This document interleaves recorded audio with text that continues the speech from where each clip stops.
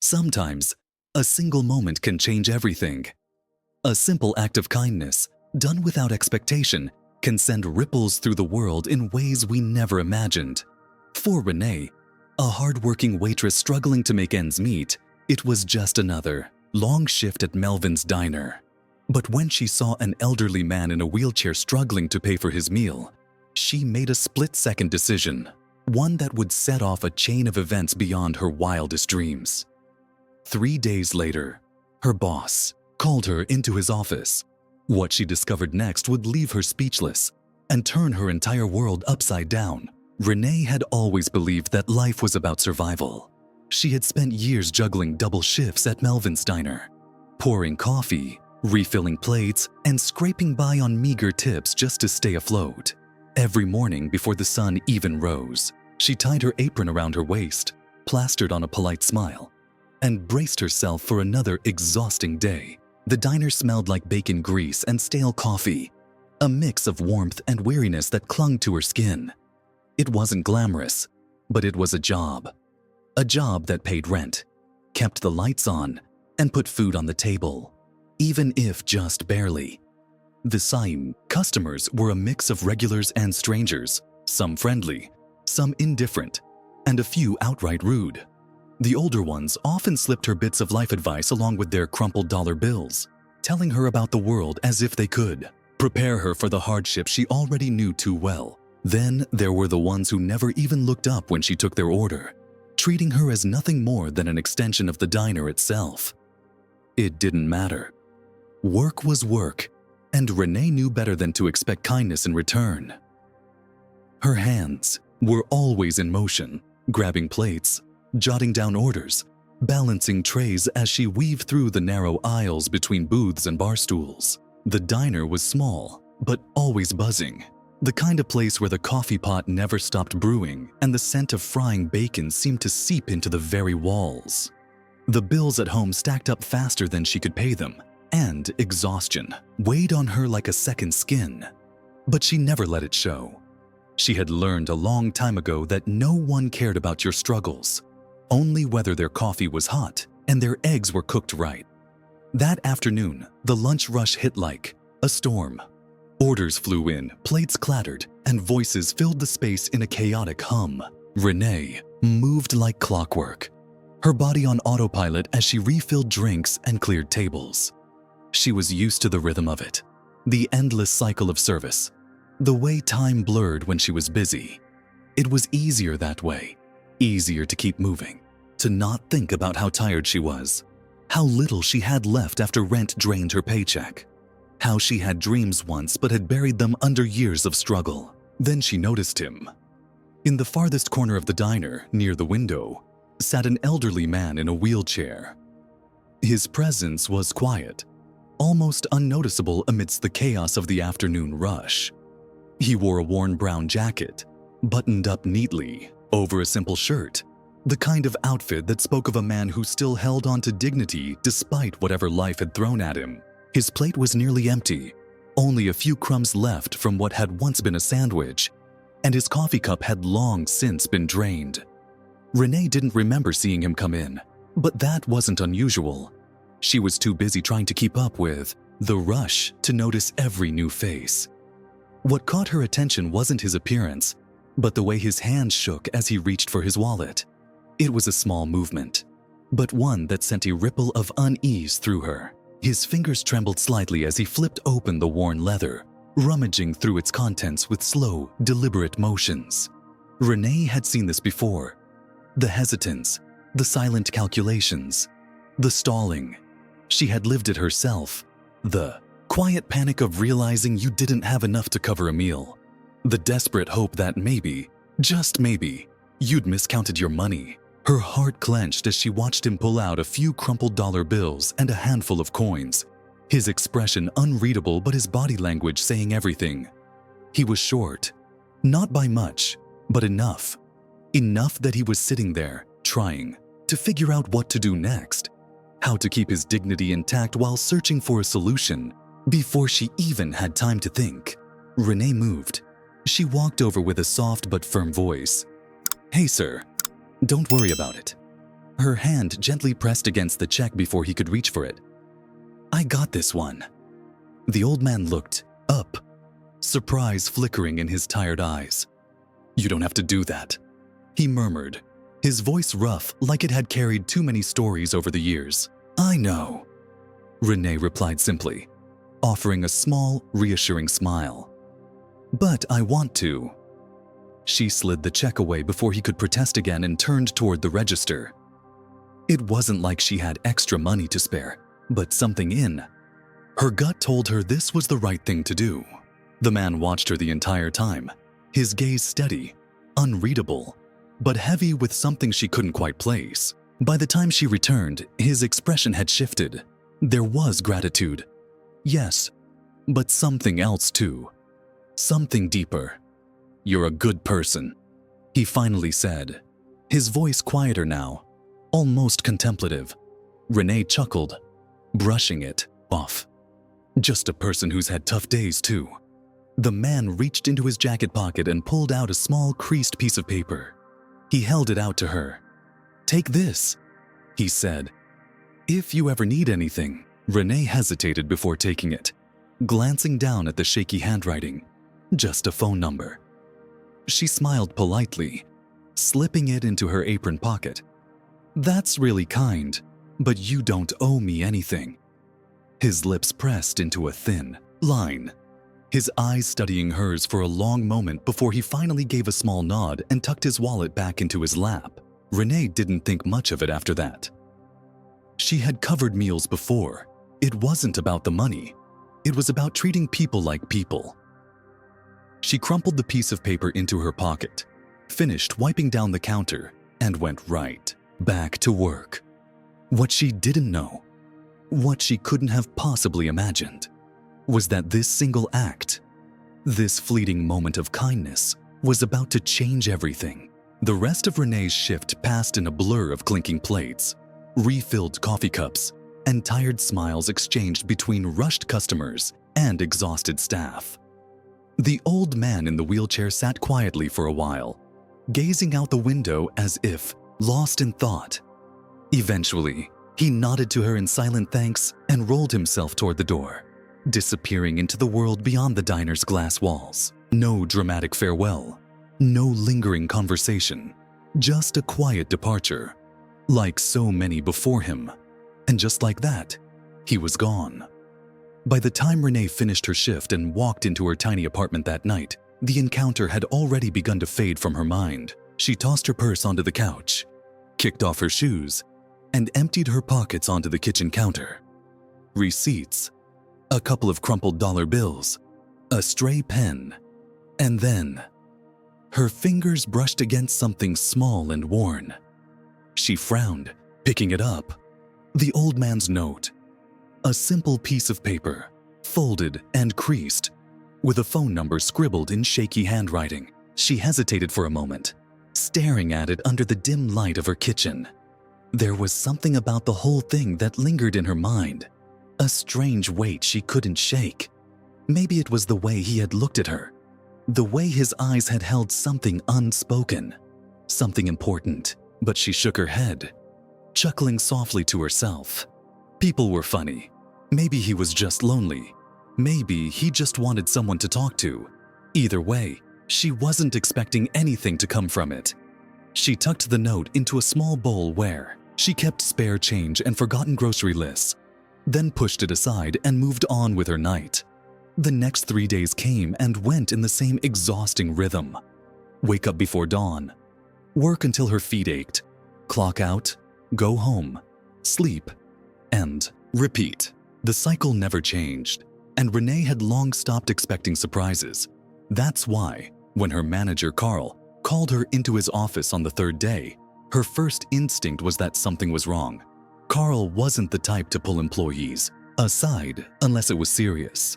He was a gruff man, weathered by years of running the diner, and he didn't waste time with small talk. When Renee wiped her hands on her apron and approached, she saw the unusual look on his face, somewhere between confusion and curiosity. "You got a minute?" he asked, scratching the back of his head. Renee frowned. Sure." "What's up?" Carl exhaled, then motioned toward the small office in the back. "There's someone here asking for you." Her stomach tightened slightly. "Who?" Carl shrugged. Didn't say much. Just that he needed to speak with you personally. That made no sense. Renee wasn't the kind of person who had people show up looking for her. A nagging unease crept into her chest as she stepped past Carl and pushed open the door to the cramped office. Inside, sitting in the single chair across from Carl's cluttered desk, was a man she had never seen before. He was dressed in a navy blue suit, polished shoes, and had a briefcase resting on his lap. Everything about him, from the sharp press of his jacket to the calm confidence in his posture, looked completely out of place in the tiny, worn-down diner. He stood the moment she entered, offering a professional yet friendly smile. "Miss Renee." She stopped just inside the doorway, crossing her arms. "Who's asking?" The man didn't seem fazed by her guarded tone. "My name is Michael Harrington. I represent Mr. Charles Bennett." Her brow furrowed. "Who?" Michael's smile didn't falter. "The gentleman in the wheelchair, the one you helped a few days ago." Her stomach dropped. "The old man. Oh, yeah, I remember him. Is he okay?" Michael nodded. "More than okay. He sent me here with something for you." Before she could ask another question, he reached down, unlatched his briefcase, and pulled out an envelope. He held it out to her. Renee hesitated, her pulse picking up. "What is this?" Michael's expression softened. "Mr. Bennett wanted to express his gratitude. He asked me to make sure you got this." Slowly, almost cautiously, Renee stepped forward and took the envelope from his hands. It was heavier than she expected, the paper thick and expensive. She slid a finger under the flap, peeled it open, and then her breath caught in her throat. Inside was a check with her name on it. A check for $25,000. Her vision blurred for a second. She blinked hard, convinced she was seeing things. This had to be a mistake. Her hands trembled as she looked up at Michael. I don't understand." Michael folded his hands in front of him. "Mr. Bennett believes in rewarding good people. He wanted to thank you for your kindness." Renee's heart pounded against her ribs. This has to be some kind of joke." Michael shook his head. "No joke." Renee turned to Carl, half expecting him to laugh, to tell her this was some elaborate prank. But her boss looked just as stunned as she was. His eyes locked on the check in disbelief. The weight of the envelope in her hands felt impossible. $25,000. That was more money than she had ever seen in her life. More than she had ever dared to dream of having.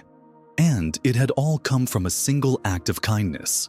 But what she didn't know, what she couldn't possibly have guessed, was that this was only the beginning. Renee's hands tightened around the check as her mind raced. $25,000. The number sat there, printed in crisp black ink, almost mocking her disbelief. She felt the weight of it pressing down on her, heavy and unreal. This wasn't how life worked. At least, not for people like her. Nothing ever came easy. Every dollar she had ever earned had been scraped together through endless shifts, aching feet, and sacrifices that no one ever noticed. And now, out of nowhere, some man she barely knew was handing her more money than she had ever seen in one place. It didn't make sense. "I can't take this," she said finally, shaking her head as she placed the check back onto the desk, like it was something dangerous, something she wasn't meant to touch. "I don't deserve this." Michael didn't look surprised. If anything, he seemed prepared for her reaction. Without missing a beat, he reached back into his briefcase and pulled out a second envelope. This one thinner, less imposing, but somehow more significant. "Mr. Bennett thought you might say that," he said, placing the envelope beside the check. "That's why he wrote this." Renee hesitated. Her pulse pounded as she reached for the letter, her fingers brushing against the expensive paper. She could feel the weight of Michael's gaze, of Carl's silent presence in the room, of the moment itself hanging in the air like a held breath. Then, slowly, she unfolded the letter and began to read. "Dear Renee, I imagine you're feeling confused right now, maybe even suspicious. I don't blame you. You see, I wasn't always the man you saw sitting in that diner. There was a time when I had nothing, no home, no money, no family, just a war-torn heart and the will to keep moving forward. I walked into a small restaurant much like yours one night, exhausted and starving, knowing I had nothing to pay for the food I so desperately needed. I expected rejection. I had grown used to it. But instead, a waitress, someone just like you, stepped forward. She didn't ask questions. She didn't judge me. She simply saw another human being in need and did what she could. That one act of kindness changed the trajectory of my life. Years later, when I finally found success, I made a promise to myself. If I ever met someone with that same kind of heart, I would do for them what she did for me. And that brings me to you, Renee. You didn't help me because you wanted something in return. You did it because that's who you are. And that is exactly why I want to help you. This check is just the beginning. I want to give you opportunities you've never had. A chance to build the life you deserve. Take this money, use it well, and when the time comes, pay it forward in your own way. With gratitude, Charles Bennett. Renee's breath caught in her throat. The words blurred as she read them again and again, her hands gripping the letter so tightly that the edges crumpled under her fingers. She had spent her whole life believing that people like her didn't get lucky. That kindness was something you gave, not something you ever expected to receive. And yet, here it was. Proof that one small action had meant more than she could have ever imagined. Her mind screamed at her to reject it, to convince herself that she wasn't worthy of something like this. But deep down, beneath the layers of doubt and exhaustion, something else stirred. Something that felt dangerously close to hope. Renee sat frozen, the letter gripped tightly in her hands, her thoughts spinning in all directions. This wasn't just about money. This was about something much bigger. Something she wasn't sure she was ready to accept. $25,000 was already overwhelming, but the words in Bennett's letter carried a weight that went beyond the check sitting on the desk. He wasn't just giving her money. He was offering her a chance to change her life. A real chance. And that terrified her more than anything. Before she could fully process it, her phone buzzed in her pocket. The sudden vibration jolted her back to reality. With shaky hands, she pulled it out and glanced at the screen. Unknown number. Her heart pounded. She already knew who it was. She hesitated, her fingers hovering over the answer button, then took a deep breath and pressed it to her ear. Hello? The voice on the other end was warm, steady, and unmistakable. Miss Renee. Her grip on the phone tightened. Mr. Bennett? A soft chuckle. I see Michael got to you. Renee exhaled sharply, running a hand over her face. Yeah, he did. There was a brief pause before he spoke again, his tone more serious now. I meant every word in that letter. Renee swallowed hard. I don't know what to say. You don't have to say anything, Bennett replied. Just listen. She did. What I'm offering you isn't charity. He continued. It's a door that's been closed to you for far too long, and I want you to walk through it. Renee's chest tightened. I don't understand. You've spent your life surviving, Bennett said. But I don't want you to just survive, Renee. I want you to live. The words hit her harder than she expected.